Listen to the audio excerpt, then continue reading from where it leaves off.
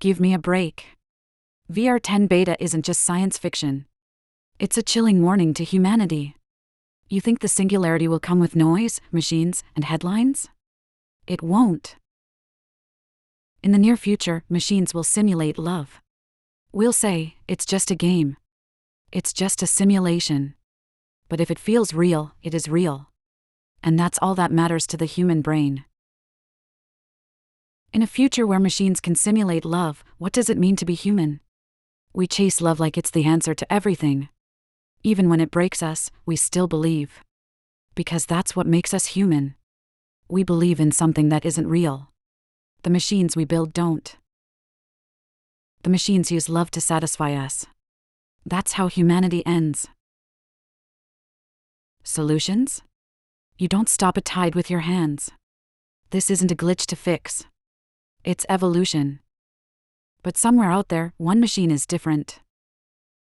In the future, emotion is the last forbidden code. That's the wild card. The only one with the power to save us, or burn everything down including itself. If the messages VR10 Beta carries don't reach the right people soon, we won't know what saved us. Or what destroyed us. And that's what really matters.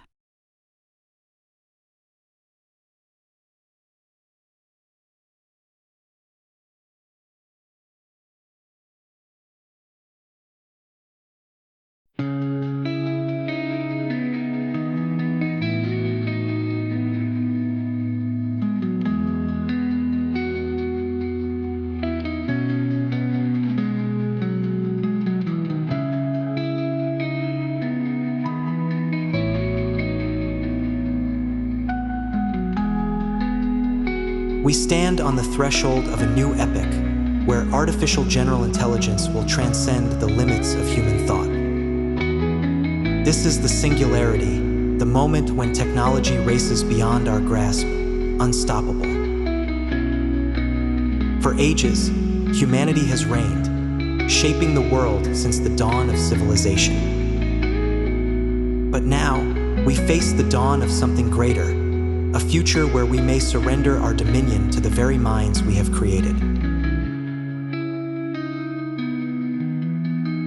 There is one creation that stands apart, rising as the pinnacle of AGI. Built to feel and choose, she truly possesses human emotions and free will. She is our greatest hope and our deepest fear.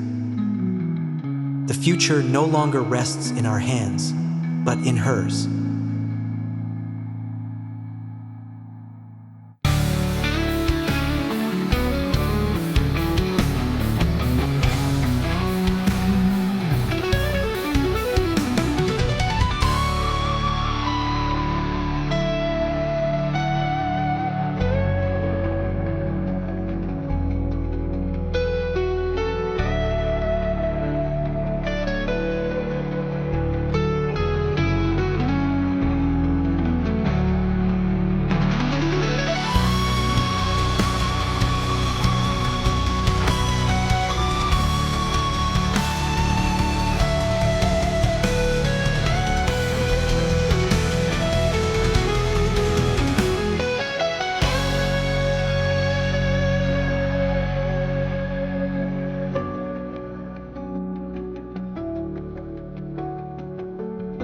Welcome to the world of the novel VR10 Beta by Shinji Kei.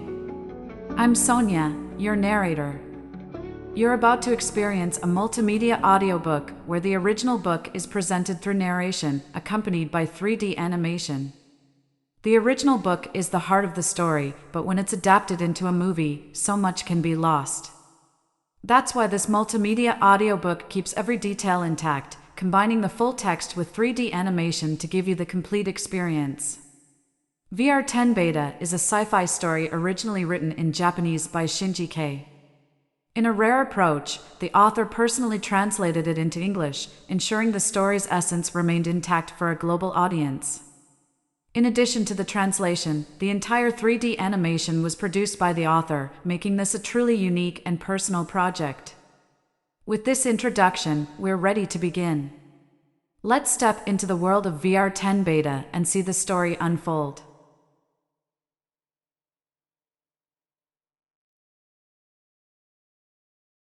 VR10 Beta, Volume 1, English Translation. Chapter 1, The Appearance of Imada.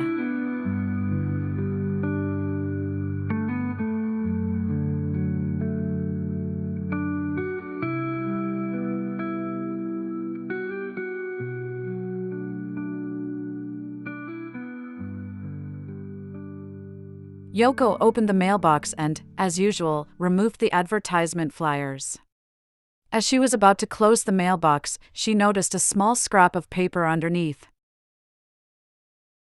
On it was a handwritten message, accompanied by a phone number. "I'll help you, get in touch." Puzzled, she sighed and shook her head, wondering who could have left such a cryptic note.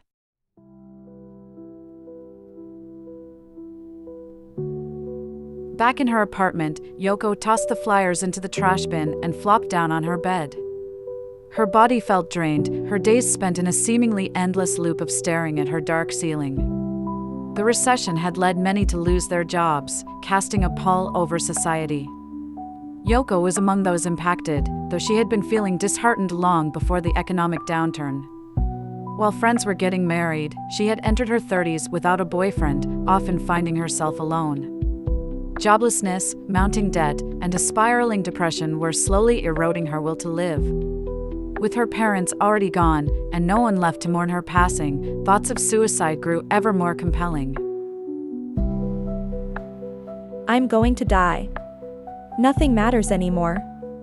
Continuing to live would only prolong my suffering," she said, staring at the ceiling. For a moment, she felt a temporary lift in her spirits, as if worries were pointless for someone who was about to die. "I won't even repay the money." She tried to sound stronger. Just then, Yoko remembered the mysterious note. Getting up from her bed, she retrieved the note from the trash bin and examined it once more. It still read, "I'll help you. Get in touch." The handwriting was elegant, not the sort of thing one would expect from a childish prank. While Yoko didn't dare hope, she found herself wondering what kind of help the note was offering. If it was someone from a financial institution, they should have mentioned the company name. It made no sense for someone to write something like this as a joke. Though she briefly felt that they might really help her, she reached for her sleeping pills and drifted off to sleep.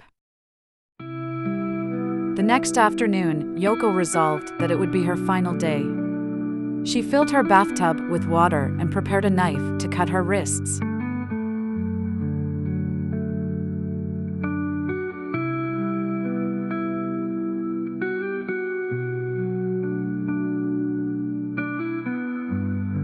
"Mom, Dad, thank you for raising me. I'm coming to join you," she murmured, as if relaying her decision to her late parents. Just as she felt ready, the words on that scrap of paper flashed back into her mind.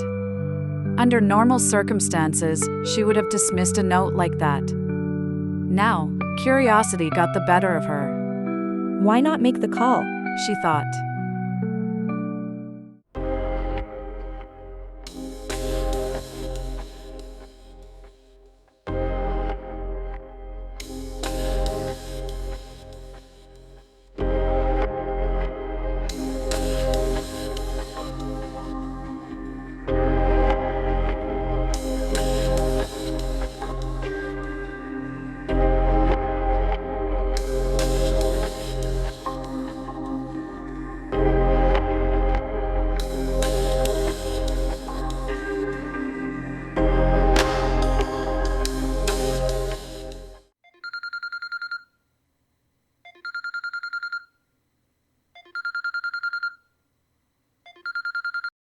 "Hello? Hello, is this Yoko-san? How did you know it was me?" I've been waiting for your call.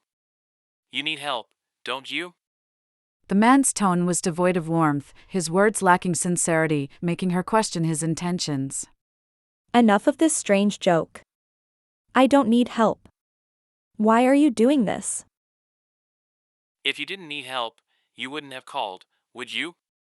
Irritated, Yoko felt like the man had invaded her thoughts. "I'm hanging up now. I just wanted to know who you were. You're from a financial company, right?"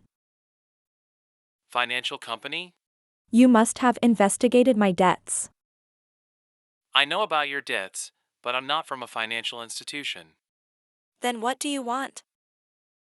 You're planning to die, aren't you? What? Yoko hadn't told anyone about her suicide plans, nor did she have anyone to confide in. Believing that nobody knew, she was stunned when confronted with the reality that someone else knew. You're planning to die, aren't you? I know from my investigation, said the man on the other end. Are you from the police or something? Investigation? Yoko's thoughts were in turmoil, but she tried to hold it together. You've been searching for suicide methods online. His words hit the mark. Filled with dread, Yoko couldn't help but gasp. You're a creep. I'm reporting this to the police. Would someone offering help be considered a creep? You're just spewing nonsense, you freak. Don't throw your life away. Drained emotionally, Yoko found herself weeping on the other end of the line. Let's meet. Right now. Who on earth are you? I'll tell you when we meet. My name is Imada. But... Before Yoko could finish her thought, he rattled off a time and place for the meeting and then hung up. Yoko sat in silence for a while, but finally made up her mind. She got dressed, applied some makeup, and tucked the note into her handbag. Though meeting a stranger was a cause for concern, it was a busy location near the station, so her fear wasn't overwhelming. No, there was no need for someone who was about to die to feel fear.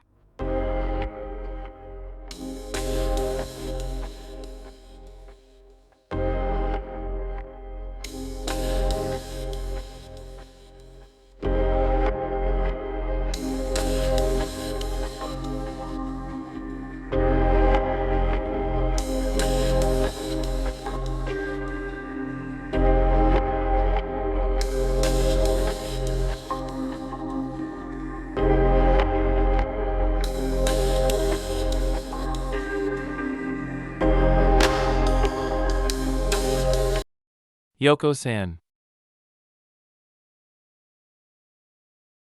She turned toward the voice and saw a tall, young man with striking features. He had an allure that even Yoko, consumed with her thoughts of death, found hard to ignore. His well-groomed hair seemed to lessen some of Yoko's apprehensions.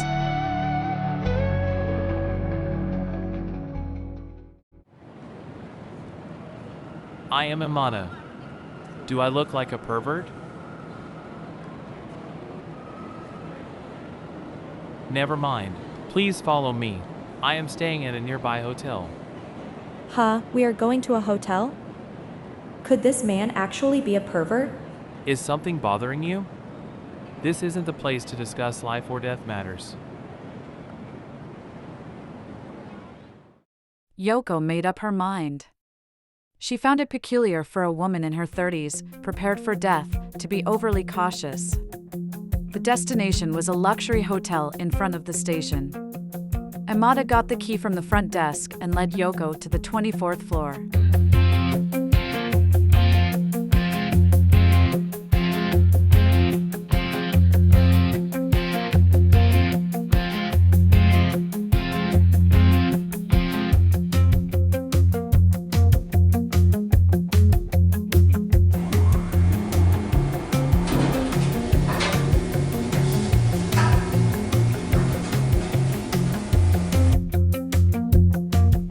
Once inside the room, she noticed a luxurious sofa and took a seat as Imada suggested.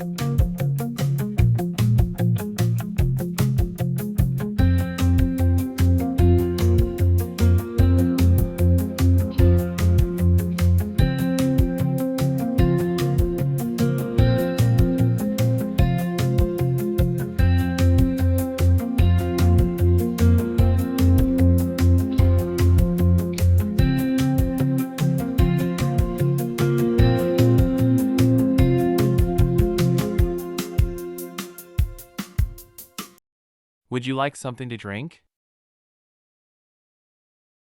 No, thank you.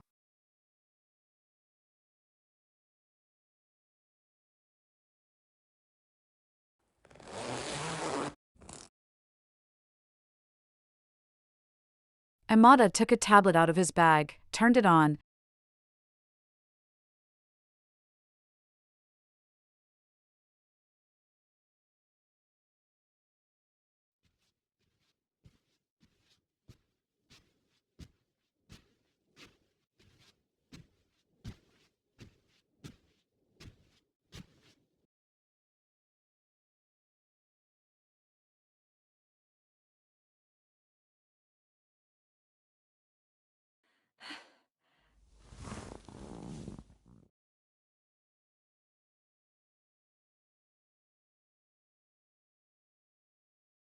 Do you know what this is?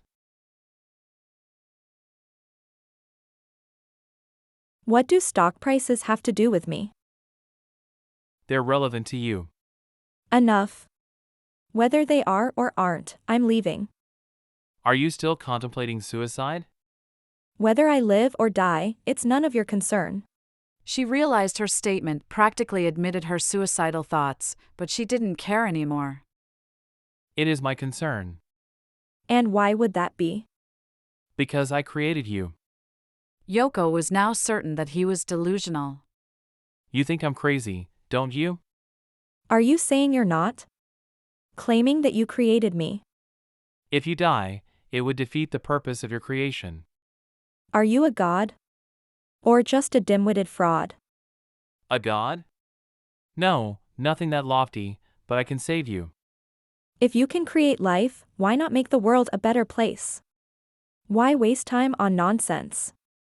No, the world is as designed, but the problem is you. You're just another con man. I regret coming. Look at this stock chart again. Yoko gave it a cursory glance. Don't you see? Check this date. She looked again, reluctantly. I couldn't care less about stocks. Look, the chart projects 6 months ahead. Get it? I can forecast stock trends. How is that supposed to prevent my suicide? If you buy stocks of companies that will rise in price, you can make money. True, but Yoko leaned closer to the tablet, squinting at the stock price chart. See? This stock will multiply tenfold in 2 months. Do you get it? I should buy it before the price goes up, right? From 1 million yen to 10 million, from 10 million to 100 million, then I can have a big mansion and everything I want, and life will be perfect. That's right. Exactly. Yoko, however, stood up, looked down at Imada, and said coldly, Well then, I'm leaving. What? Goodbye. Seeing Yoko heading for the door, Imada quickly stood up. Yoko-san. Aren't you taking the tablet with you? Predicting the future? Don't be absurd. Please, at least take the tablet and see what happens. You'll see I'm right tomorrow. Come on, you came all the way here. It's important. Don't you find it strange, Mr. Fraud? Huh? If you can predict the future, why don't you just make money yourself and give it to me? Well, that's true, but it doesn't work that way in this world. This world? Mr. Fraud, that's exactly how this world works. If you want to help me, you can give me money. It's simple, right? You're an amazing person who can predict the future. So, what will you do? But Imada gazed at Yoko's serene profile with a look of despair. Goodbye. Yoko reached for the doorknob. to help me, please take the tablet with you. I beg you. Well, am I the one supposed to help you? Aren't you the one who was supposed to help me, you crazy man? Say whatever you want. This is the rule. Please, take this tablet with you. Rule? The rule of a con man, you mean? I don't know, but is this tablet going to explode or something? Absolutely not. Please, I beg you. So, if I take this, will you leave me alone? Yes. But if the tablet proves useful, please contact me again.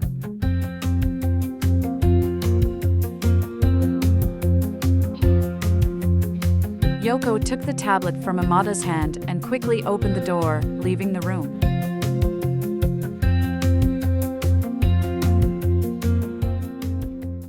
When she got home, she lay on her bed after taking sleeping pills. She felt she had lost the impetus for suicide that day. She understood that even for something like that, timing was everything. With a sense of emptiness, Yoko stared at the ceiling until she fell asleep, still in her clothes, likely due to the sleeping pills.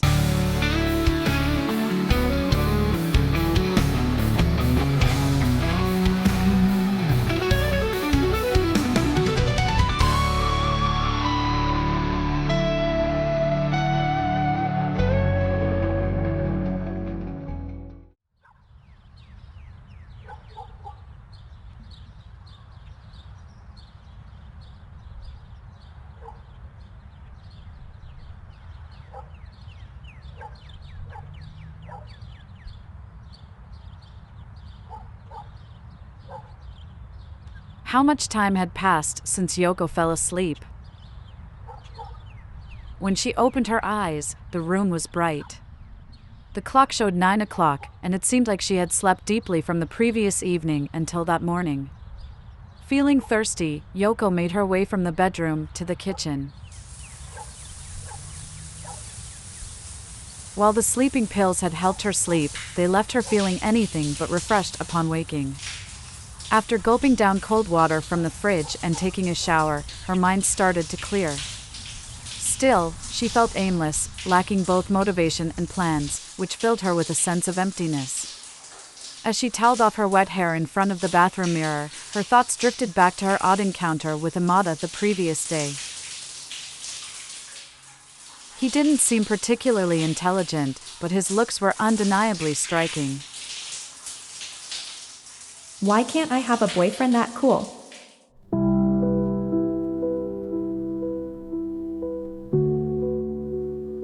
Yoko wondered, gazing at her naked reflection in the mirror.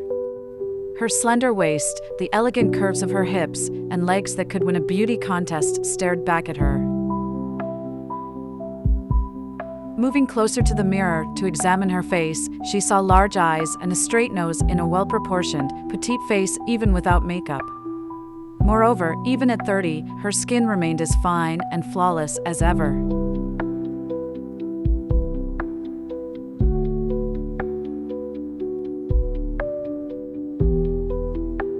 What's wrong with me?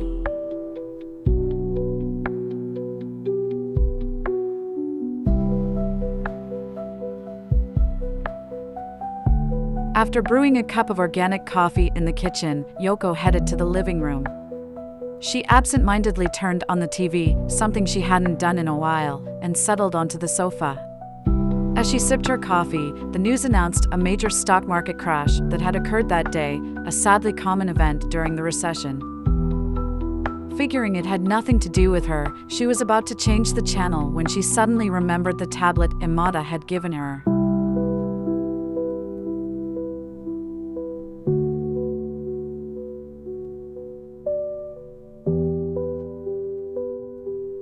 Retrieving it from her handbag on the sofa, she thought, All right, time to expose your scam, fraud. Filled with a hint of excitement, she powered up the tablet. She swiftly opened the app and located that day's stock price within a chart that projected average stock prices for the next 6 months. It read 39,500 yen. She then glanced at the TV screen, and to her astonishment, it displayed the same price, 39,500 yen. No way. It actually predicted today's major downturn. Catching sight of a stock name displayed on the TV, she quickly typed it into the app's search bar. It matches. What's happening? Who is Imada? Indeed, just as Imada had claimed, the app's chart precisely forecasted the stock prices. He's strange, but he's no ordinary man. In fact, he might not even be human. Her thoughts jumbled as she stared at a spot on the wall. She began to wonder if the stock market was rigged, manipulated behind the scenes by some shadowy figures. Maybe only a select few elites were in the know, capitalizing on this hidden mechanism. Yoko felt that something was going on, something beyond her understanding. Could it be that her fortunes might shift dramatically based on his guidance? She decided to contact Imada once more.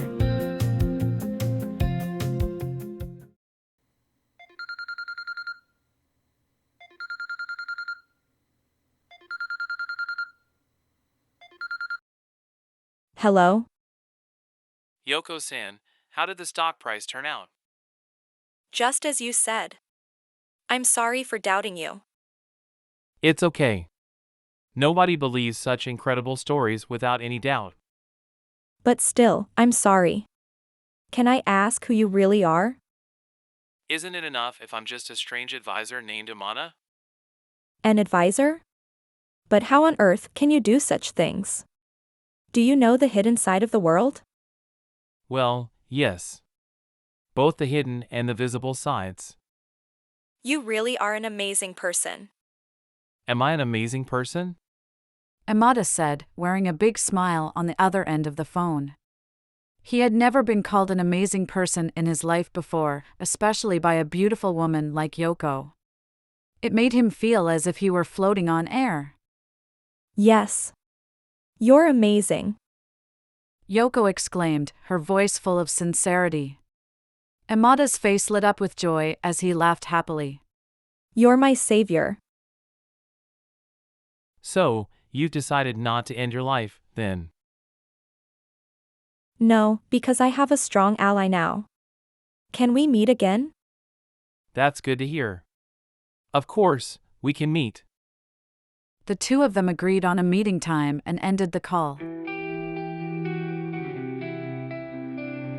Yoko applied makeup and placed the tablet in her handbag before leaving her apartment. She felt entirely different from the day before, her heart was light.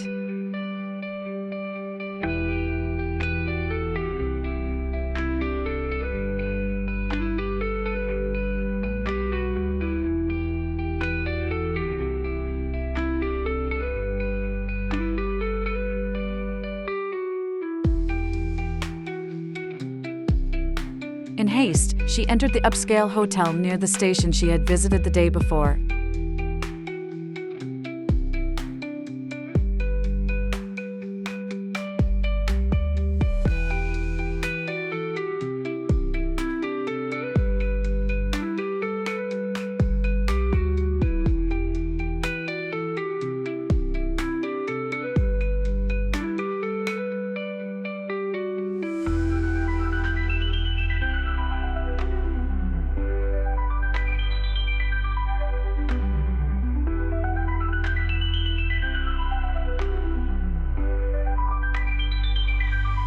Imada-san. She said, offering a smile and waving her hand as if greeting a boyfriend. Where had her thoughts of despair from the previous day gone? As Yoko confidently approached him, she seemed like a movie star in Imada's eyes.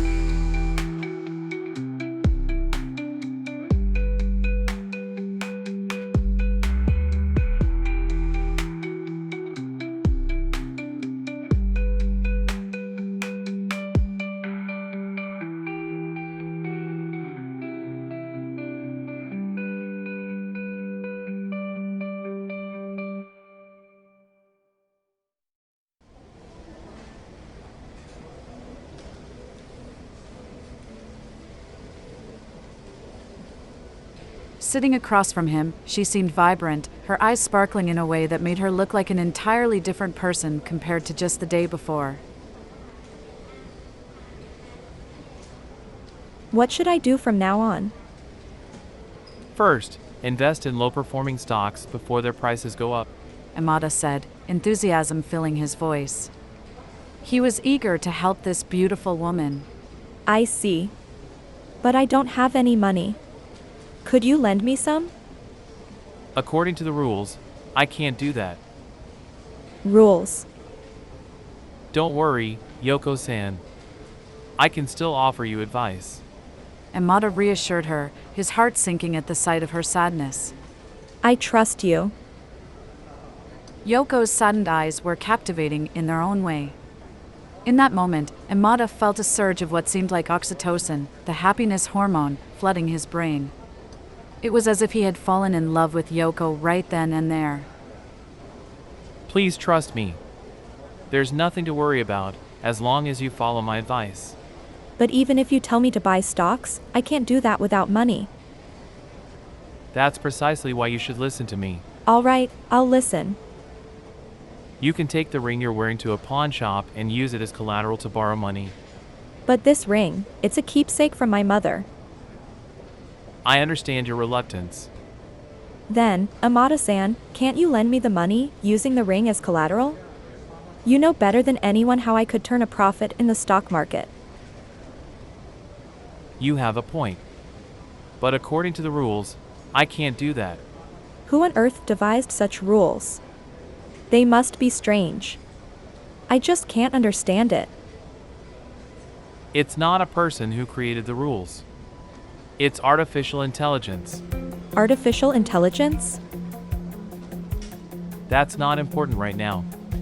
Please open a securities account online as soon as possible. Once you have the funds, transfer them from your bank account to the new account. It feels a bit overwhelming. Don't worry. As long as you have the tablet I gave you, everything will work out. Yoko left her iced coffee untouched on the table. Taking Imada's advice to heart, she stood up. She planned to head straight to the pawn shop and the bank from there. I can trust you, right? Yoko looked at Imada, her discomfort still palpable. Yes, you can trust me.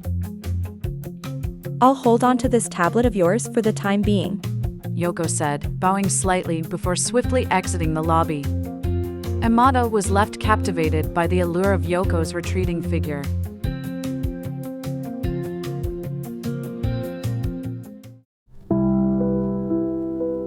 A few days later, Yoko transferred 2 million yen from her bank account to her new securities account online.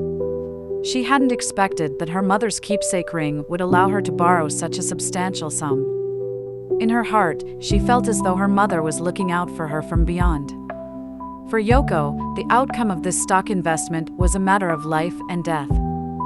Her emotional state had shifted significantly since her meeting with Imada, where once she'd felt a sense of possibility, she now found herself awash in anxiety. Following Imada's advice, she'd made all the necessary preparations. Now, all that remained was to select 3 companies to invest in and execute the trades come the following Monday.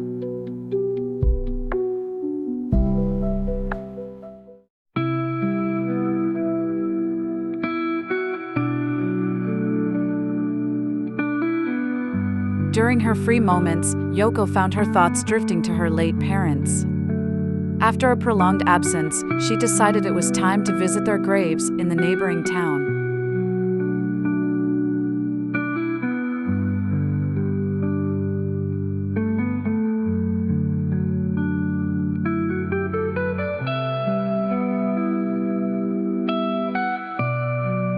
The journey was just a 10-minute train ride, but lately, her mood hadn't been conducive to such visits.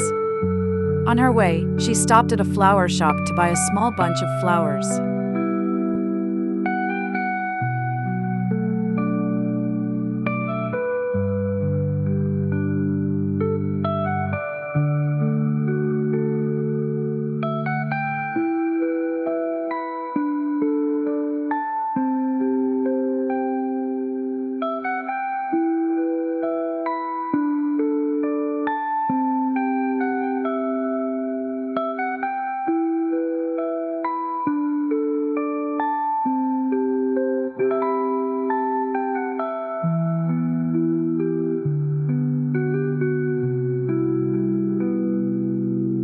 Once at the cemetery, she placed the fresh flowers beside the tombstone. With a ladle, she gently poured water over the stone, then closed her eyes and clasped her hands together, offering a silent prayer.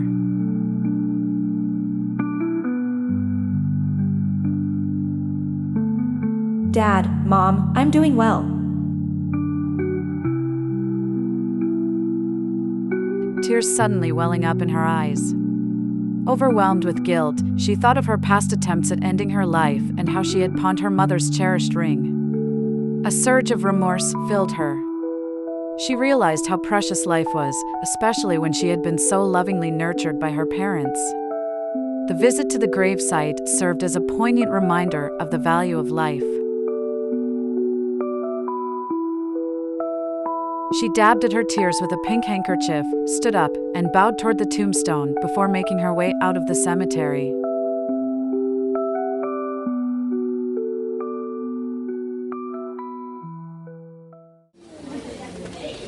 On her way back, Yoko stopped by a bookstore near the train station.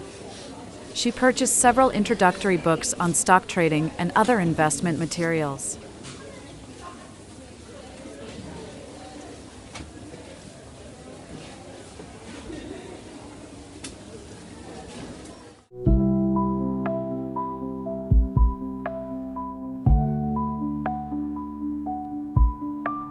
Once back in her apartment, Yoko voraciously read about stock investments, even skipping meals to focus on her reading. She was contemplating how to generate significant profits as quickly as possible from her initial 2 million yen.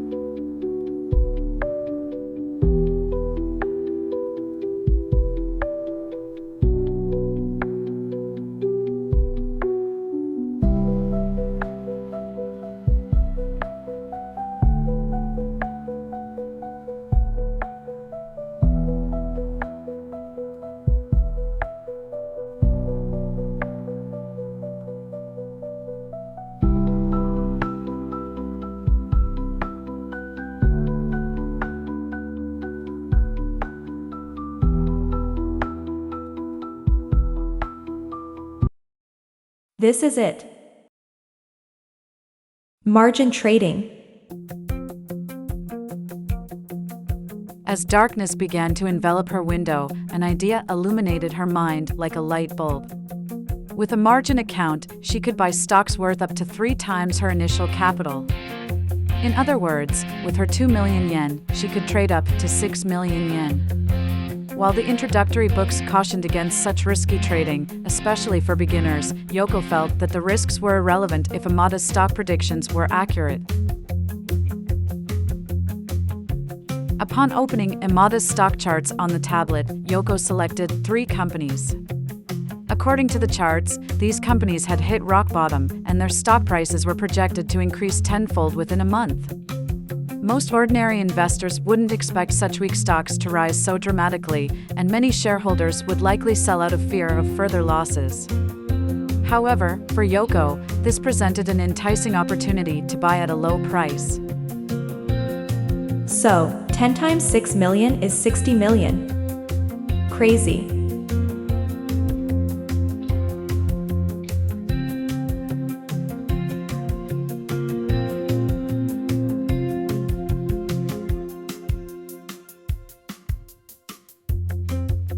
Yoko found herself questioning whether this unbelievable situation was insane, or if she herself was losing her grip on reality. Still, she believed that people like Imada, who might have access to elite secrets unknown to the general public, could manipulate outcomes. She thought that by obtaining more information from Imada, she could steer her life toward success. She didn't want to go back to being a loser. After having a light meal, Yoko decided to take some sleeping pills and get some rest.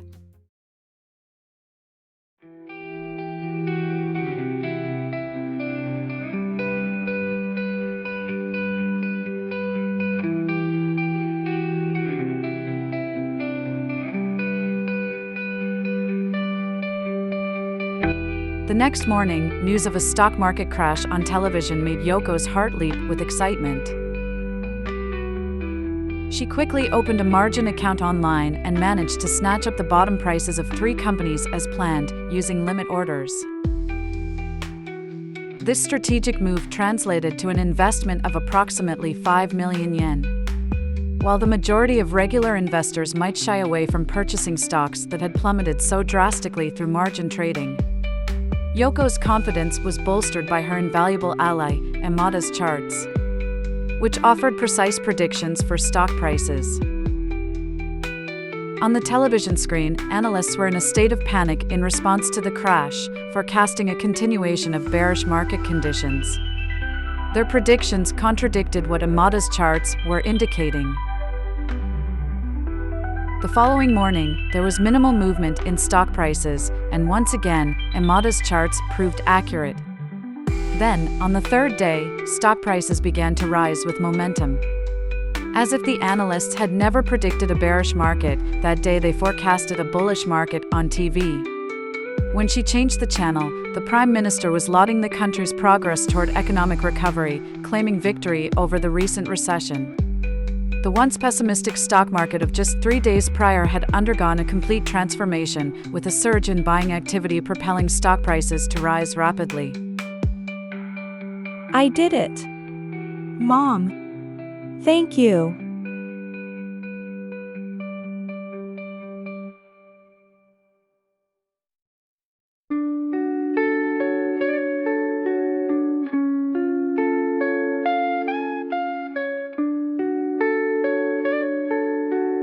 The stock prices of the shares Yoko had bought had doubled within a few days.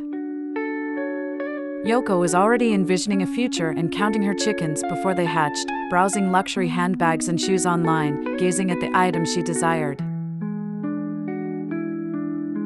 It was hard to believe that she could so easily dispel the suicidal thoughts she had recently grappled with, all through the power of money.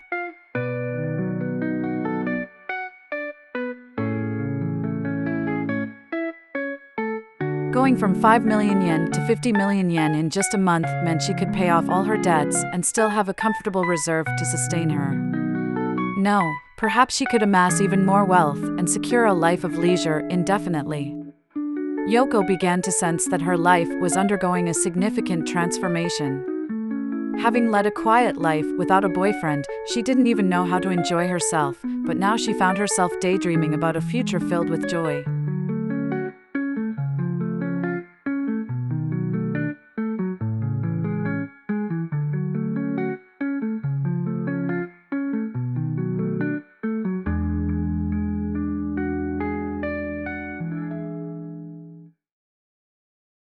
Yoko began to eagerly anticipate checking her stock prices every day.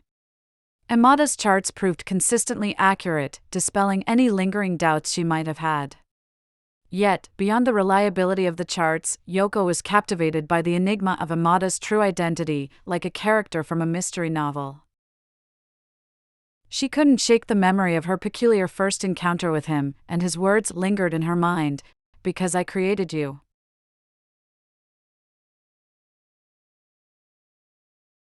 It is my concern. And why would that be? Because I created you. You think I'm crazy, don't you? Are you saying you're not? Claiming that you created me. If you die, it would defeat the purpose of your creation.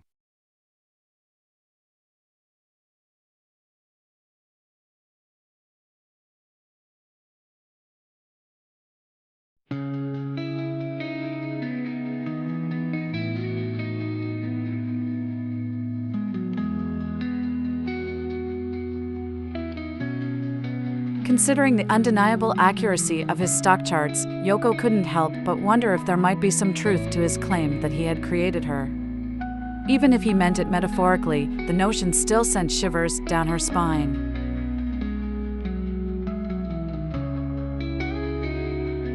Yoko contemplated whether she should confront the reserved Imada and extract the truth from him.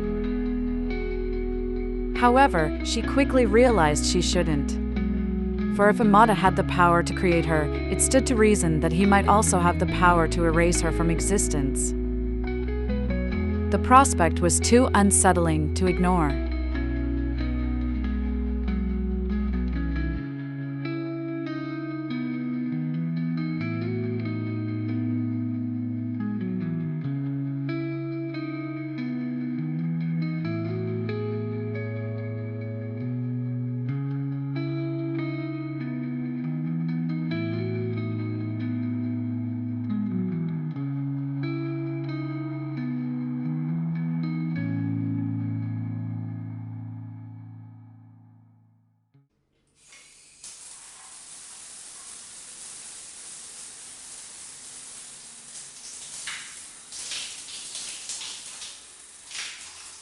Yoko stood up and scrutinized her reflection in the mirror, tilting her body at various angles with narrowed eyes. Despite receiving compliments on her beauty from men, she hadn't experienced anyone making advances toward her since her school days. Yoko realized she should have taken the initiative herself. She believed that if she became more assertive and showcased her attractive figure, there was a reasonable chance Imada might be drawn to her and eventually share his secret. Although he didn't stir her heart for some inexplicable reason, he was undeniably handsome and a remarkable person who had transformed her life. Yoko decided it was worth a shot.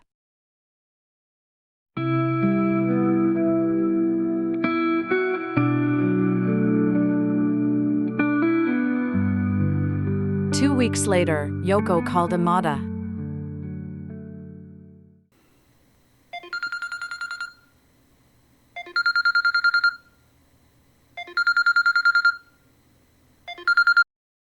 Imada-san, it's me. Yoko-san. Why haven't you called me? Everything happened just like you said it would. I wanted to call, but there's a rule. Another rule? I've been wanting to talk to you. Can't you change these rules? I've wanted to talk to you too. That's good to hear. But can I really trust you? It's true. So, why me? Yoko probed further into Imada's feelings. She was at an age where being alone started to raise eyebrows. She was ready to make her move, whatever it took. Well, let me think. Do you have a girlfriend, Imada-san? Is that why you've been holding back on contacting me? I don't have a girlfriend. You're not married? No, I'm not. You're not lying, are you? I'm not lying. Can we meet today? Sure, we can meet. Imada said he would be waiting in the hotel lobby, but Yoko told him she wanted to go directly to the room where he was staying. After hanging up the phone, Yoko rushed to take a shower, put on makeup, dressed in her favorite outfit, and headed out. She entered the upscale hotel near the station and took the elevator to the 24th floor.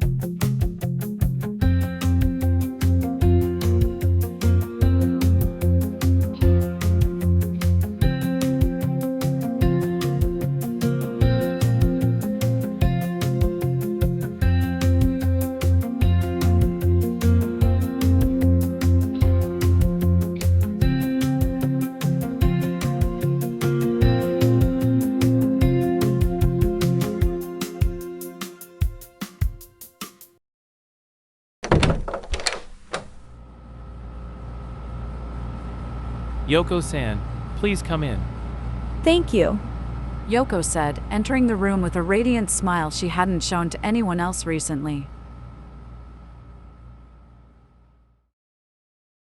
Without waiting for Imada's invitation, she settled onto the sofa, crossing her shapely legs.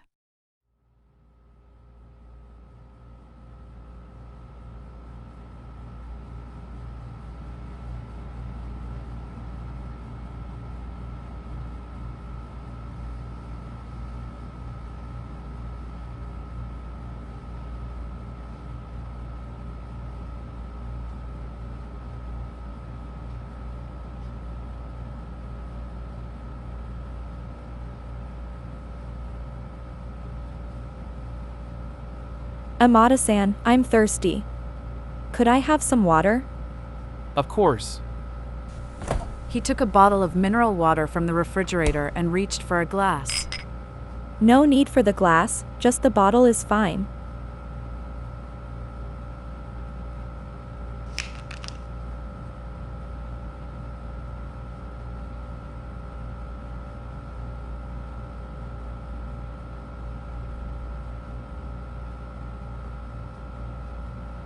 She took the bottle from Imada and drank the water with audible gulps, capturing his gaze with the movement of her graceful throat.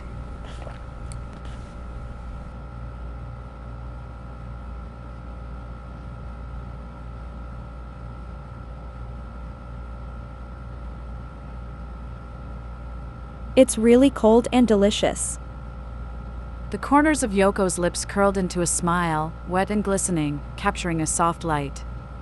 Well then, let me offer a toast to your success as well. Imada said, pulling another bottle from the refrigerator.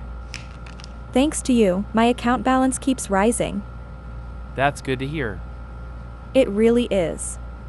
I can finally pay off my debts, and my mother's ring will be returned as well. Thank you so much, you're incredible. Don't mention it. I'm really not that special. But you are extraordinary. If you're available, would you join me for dinner?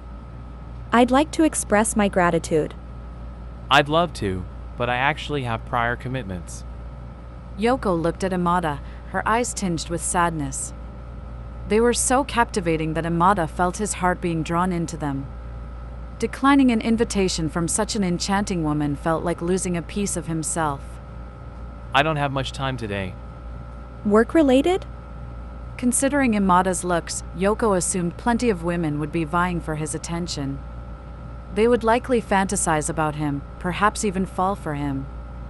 Yoko herself was susceptible to his physical allure. Yet, for some reason, his charm seemed to diminish whenever he spoke. Yes, work. If it's work, then there's nothing that can be done. I did show up on short notice after all. If you don't mind, I'd love to know what kind of work you do. Well, I work in research and development for virtual reality. Virtual reality? You must be really smart. Maybe, maybe not. In that case, let's reschedule dinner for another time. I'll be heading home now.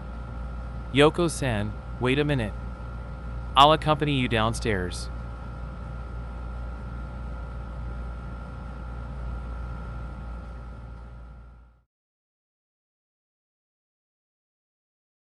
Yoko and Imada took the elevator together. Yoko was going to the first floor, while Imada needed to get to the underground parking lot. When the elevator doors opened on the first floor, Imada spoke up. Yoko-san, would you like a ride in my car? Are you sure you have time? It's fine. Isn't your apartment right nearby? Yes, it is. I appreciate it. Yoko thought that Imada might have taken a liking to her and couldn't hide her smile. She had heard that a man wouldn't offer a ride to a woman he wasn't interested in. Perhaps it was because she hadn't taken the initiative until now that men might have considered her unapproachable. It's over there, Yoko-san. When they reached the underground parking lot, Imada pointed to his car. Oh, isn't that a Rolls-Royce? No, it's a Bentley. I don't know much about cars, but it must be expensive. Well, yes.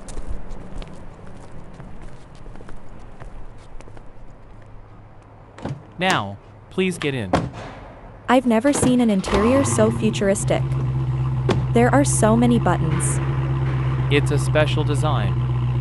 Imada-san, are you a spy or something? This car looks like it could fly through the air. I can't fly, though. But a spy, maybe? As Imada took the driver's seat, he noticed Yoko's faint scent beside him. He thought surely a luxury car must exist solely to have a beauty like Yoko in the passenger seat. It's very strange. What's that? That someone as successful as you doesn't have a girlfriend. Maybe your preferences are really specific. What type of person do you like? Yoko couldn't help but ask. My type? Well, While saying that, Imada knew that Yoko was 100% his type. Are compromise or imperfections not an option? I don't think there's anyone truly perfect out there. there might be. But finding that person is tough. How about someone nearby and good enough? Then, someone nearby like Yoko-san. Besides, you're perfect. Really? Imada-san, you're the type to make jokes like that? How mean. How can I be mean by telling the truth? I'd be happy if it were the truth. But I'm definitely not perfect at all. If it weren't for you helping me, who knows where I'd be right now. I think you're perfect. Yoko began to wonder if he might be serious. Next time, let's definitely go out for a meal. Yes. Yoko couldn't contain her happiness, and her smile radiated brightly. As Imada glanced at her while driving, he noticed her symmetrically beautiful eyes were more stunning than anyone else's. He dropped Yoko off in front of her apartment.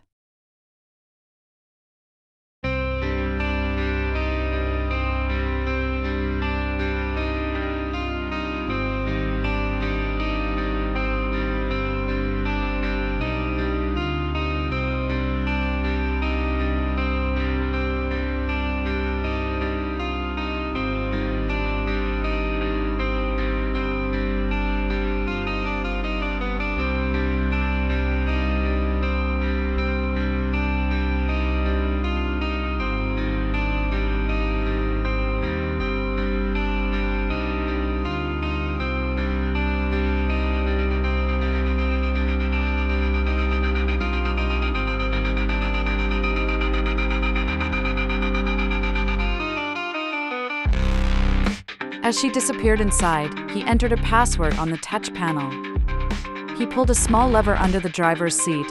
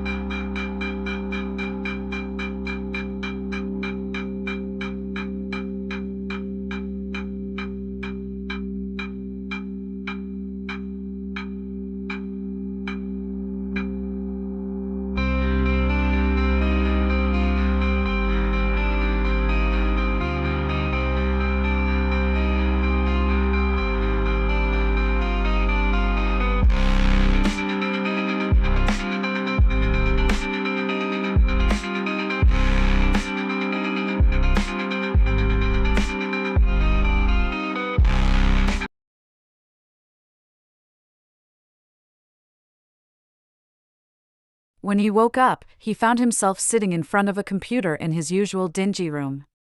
The transfer from the virtual world had been completed, and he had returned to his dull reality. Thanks to this game, the sense of happiness that had been unfamiliar in his life now existed within him even after returning to reality. Successful people must face each day with hearts that leap like this.